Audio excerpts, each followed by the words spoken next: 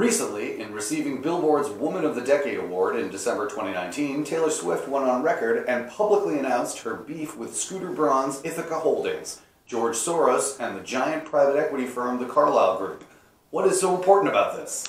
Well, yeah, this is back in December of 2019, but Taylor Swift didn't make a big beef about Scooter Braun acquiring her music catalog with the help of George Soros and the Carlyle Group, buying all her intellectual property of her first albums without her knowledge.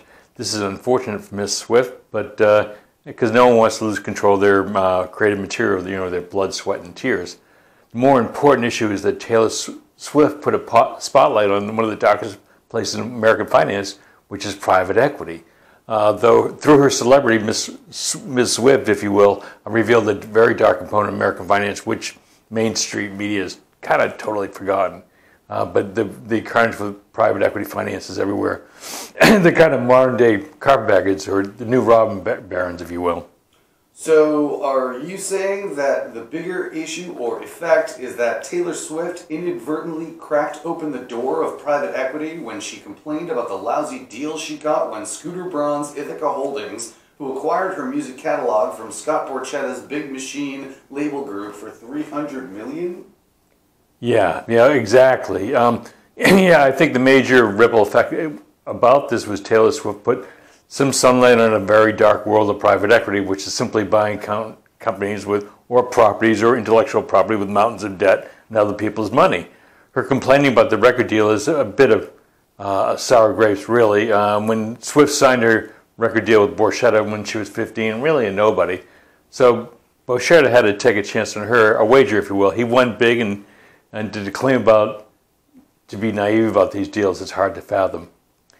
Swift's father was, and I still believe is, a top financial advisor from Merrill Lynch.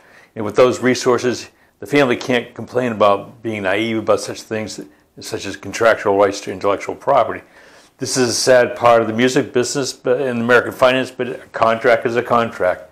As Prince, the artist who recently passed away, once said, "Whoever owns the master makes the rules." And Borchetta's Big Machine owned the masters for Swift, and this was her intellectual property. But there's a major precedent in this area. This is not a new thing. The Beatles got burnt by selling their music catalog in the 1980s, way before Ms. Swift did her deal.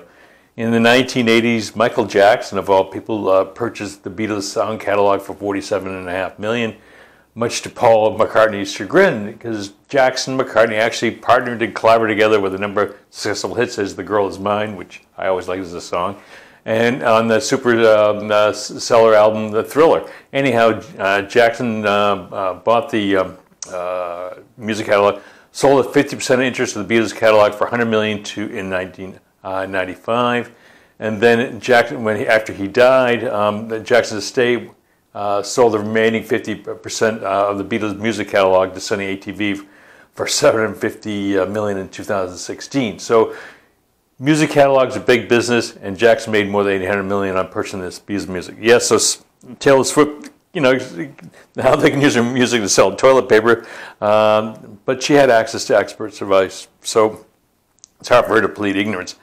But I do see a young, beautiful lady who was, 29, 30, with a huge career ahead of herself.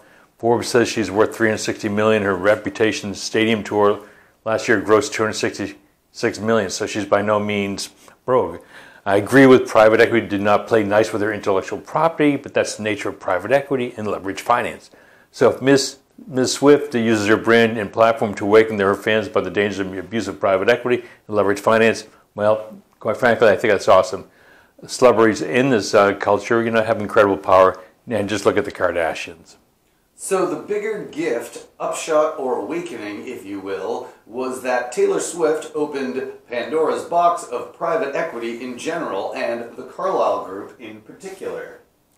Exactly. That's the big takeaway. Because Taylor Swift has celebrity superpower, she cracked open the door of a very dark area in American finance, which is the leverage buyout private equity business. Look at Merrill Lynch, where Swift's father worked, pushes private equity investments today. You can go on their website and Google it. They call them alternative investments, or rebrand them. But they're all the same. They have lots of debt, lots of risk, long time periods, lots of fees for private equity, tax breaks galore. But for retail investors, a private investment, particularly in this day and age, is like giving a circular saw to a 6-year-old. They can be disastrous. For instance, Merrill Lynch in 2006, you want to know why healthcare costs are so crazy? They partnered with Bain Capital and KKR to do a $33 billion leverage buyout of Hospital Corporation of America, where JP Morgan, Citigroup, Bank of America, Merrill Lynch supplied billions of debt. You know why healthcare costs are so expensive? Well, just look at deals like this. The fees and the fees and the $28 billion in debt they put together to finance this deal. They extracted, the financiers extracted more than $7 billion in stock buybacks and dividends. They sucked the company dry, and now people who have to use HCA Hospital are stuck with enormous bills and rate hikes. Let's not sugarcoat private equity Merrill Lynch track record in leverage finance. In Merrill Lynch, and along with Goldman Sachs and Providence Equity Partners, helped finance the leverage buyout of Education Management Corp in 2006.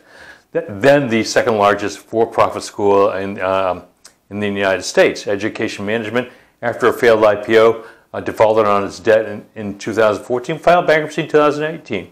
Another deal, Merrill Lynch in 2012 participated in the secondary leverage buyout of David's Bridal Shop with Clayton, Dublier, and Rice in 2012 after acquiring it from Leonard Green Partners. David's Bridal, with 300 stores, which I think was the largest rival bridal company in the country, went bankrupt in 2018 with more than $500 million in debt. Merrill Lynch participated in the leverage buyout of Debenhams, the largest UK retailer. They did actually leverage buyout of them in 2003, but eventually Debenhams went into bankruptcy or administration in 2019.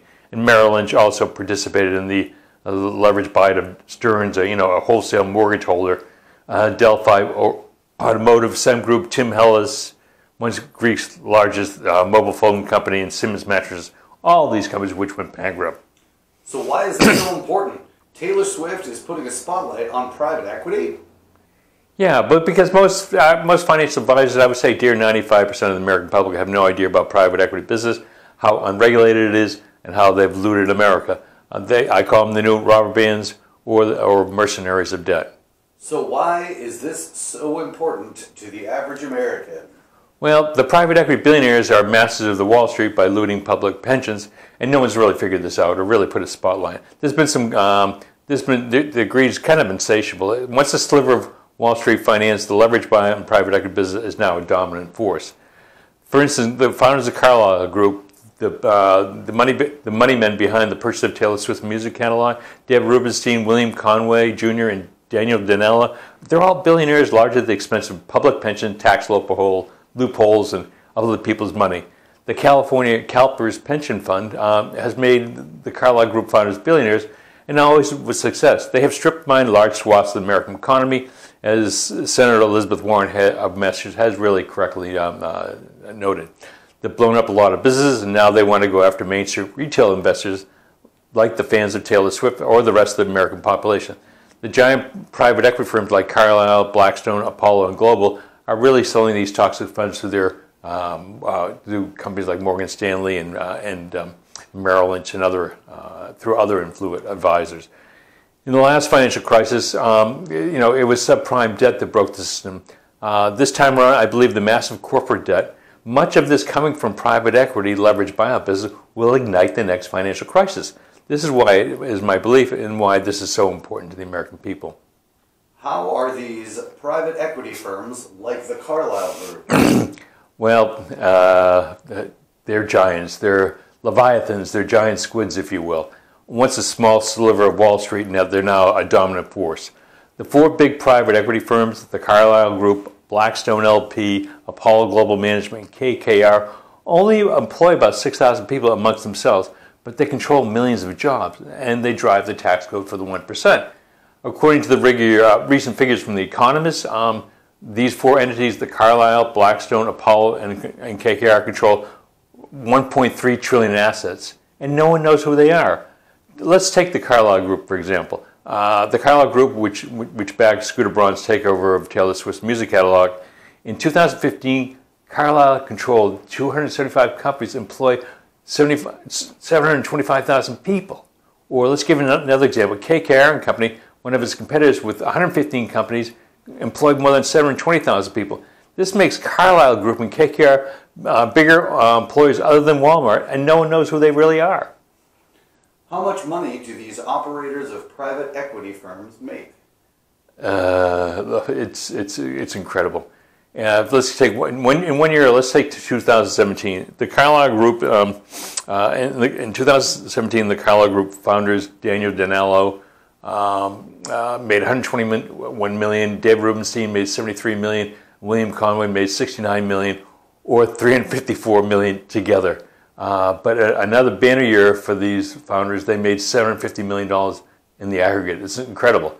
So, but most of this income was also really taxed at very low capital gains rates, or this is how the 1% gets much richer than King Solomon. Amazing, the Carlyle founders were not the most highly compensated. A guy like in 2017, a guy like Stephen Schwarzman from the Blackstone Group made $800 million. His sidekick Jonathan Gray, who run the real estate division, pulled in $275 million. So. But the net worth of these financiers is incomprehensible. Rubenstein from the Carlyle is worth over, according to Forbes, is worth over $3 billion. William Conway and Daniel Danello are worth about $3.5 billion each. Schwarzman from Blackstone, he's the big guy, worth about $20.7 billion. And his sidekick, Jonathan Gray, IG, was worth $4.5 billion. Has the Carlyle Group, who helped finance the purchase of Taylor Swift's portfolio, done anything bad? Besides, doesn't David Rubenstein, the CEO of the Carlyle Group, have his own television show on Bloomberg? Doesn't this make Rubenstein a good guy? Are these companies dangerous to the economy? Yeah, I can't believe it myself. Rubenstein does have a television show on Bloomberg, but you will never hear him talking about the companies that the Carlyle Group has blown up in bankruptcy or default with mountains of debt. Look at the Carlyle Group of Finance, the Takeover Big Machine, has catalog, has bankrupted, defaulted some of these major companies such as HCR Manicare, which was the second largest nursing home company in the United States. They went into bankruptcy in 2018. The Carlyle Group, another major giant oil refinery out of Philadelphia Energy Systems, they extracted debt-funded dividends, but they put that company into bankruptcy first in 2018, then again in a Chapter 222 bankruptcy in 2019. In January 2020, Carlyle lost the London-based taxi cab company called Addison Lee in a debt-for-equity swap, which was a $300 million loss. More recently, they cost of sales and marketing, which they acquired from other private equity shops out of Jacksonville, Florida, went into bankruptcy in November 2019. Other companies Carlyle has bankrupted with the Mount Everest debt include Carlyle Capital, Hawaiian Telecom, IMO Car Wash, Life Care Hospitals, Metaldyne, Oriental Trading, SEM Group, Small Styles Dental, Stallion Oilfield Services, Wilcom, and Zodiac Pools. And this does not include the ruthless debt refinancing to extract debt-funded dividends, such as the Booz Allen Hamilton, the spy agency, Asia Satellite, and Dunkin' Donuts, and PPD, the pharmaceutical company. All these are stories unto themselves, perhaps the subject of another video. Big Machine is the company that owned Taylor Swift's music that was purchased by Scooter Braun's Ithaca Holdings, was financed and backed by the Carlyle Group and George Soros. It appears private equity firms have a large presence in the media. Has private equity inflicted much damage in this media and entertainment space? Well, yeah, this is the amazing thing. The private equity has forced a lot of damage in the media. But I guess the best thing is to give some examples. MGM Studios, that's the company that brought you the Pink Panther series and James Bond movies and things like that. They went and bankrupt in 2010. The private equity owners included Providence Equity Partners, Texas Pacific Group, Comcast, Credit Suisse, and the Quadrangle Group. Another example, this is a more recent one, Endeavor. This is the giant Hollywood talent agency. This is the biggest one in the world now. In a roll-up performed by Silver Lake, this agency can't get out of its own way, and its initial public offering of its exit strategy was recently pulled a couple months ago. It's been a flop. Silver Lake, who co-sponsored this giant, Silver Lake, the private equity firm behind the Endeavor talent agency, was also a co-sponsor of the telecom Avaya, the old A&T commercial phone division. They put that company into bankruptcy, and they dumped the pensions onto the Pension Benefit Guaranty Corporation.